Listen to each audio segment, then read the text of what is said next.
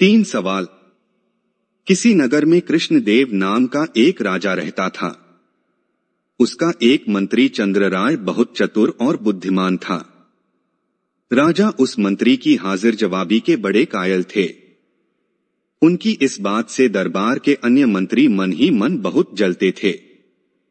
उनमें से एक मंत्री, जो महामंत्री का पद पाने का लोभी था, ने मन ही मन एक योजना बनाई। उसे मालूम था कि जब तक चंद्रराय दरबार में मुख्य सलाहकार के रूप में है, उसकी यह इच्छा कभी पूरी नहीं हो सकती। एक दिन दरबार में राजा ने मंत्री की हाजिर जवाबी की बहुत प्रशंसा की। यह सब सुनकर उस मंत्री को बहुत गुस्सा आया।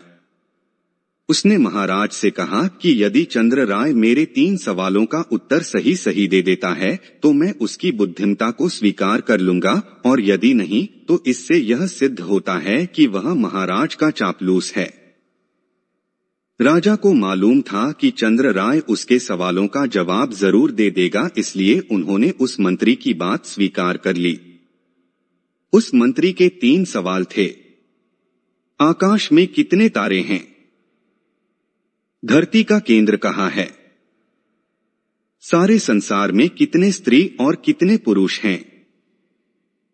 राजा ने फौरन चंद्रराय से इन सवालों के जवाब देने के लिए कहा और शर्त रखी कि यदि वह इनका उत्तर नहीं जानता है तो मुख्य सलाहकार का पद छोड़ने के लिए तैयार रहे। चंद्रराय ने कहा, तो सुनिए महाराज। पहला सवाल। चंद्रराय ने एक भेड़ मंगवाई और कहा, जितने बाल इस भेड़ के शरीर पर हैं, आकाश में उतने ही तारे हैं। मेरे दोस्त, गिनकर तसल्ली कर लो, चंद्रराय ने मंत्री की तरफ मुस्कुराते हुए कहा।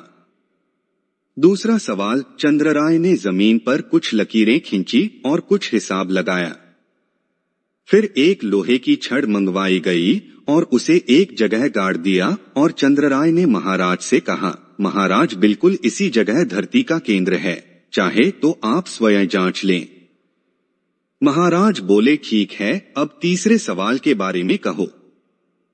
अब महाराज, तीसरे सवाल का जवाब बड़ा मुश्किल है, क्योंकि इस दुनिया में कुछ लोग ऐसे हैं जो ना तो स्त्री की श्रेणी में आते हैं और ना ही पुरुषों की श्रेणी। उनमें से कुछ लोग तो हमारे दरबार में भी उपस्थित हैं, जैसे कि ये मंत्री जी। महाराज, यदि आप इनको मौत के घाट उतरवा दें तो मैं स्त्री पुरुष की सही सही संख्या बता सकता हूं। अब मंत्री जी सवालों का जवाब छोड़कर थर-थर कांपने लगे और महाराज से बोले, महाराज, बस मुझे मेरे सवालों का जवाब मिल गया। मैं चंद्रराय की बुद्धिमानी को मान गया हूं। महाराज हमेशा की तरह चंद्रराय की तरफ पीठ करके हंसने लगे और इसी बीच वह मंत्री दरबार से खिसक लिया। दोस्तों, अगर कहानी आपको अच्छी लगी तो वीडियो को लाइक, शेयर तथा चैनल को सब्सक्राइब करें। वीडियो देखने के लिए आपका बहुत बहुत धन्यवाद।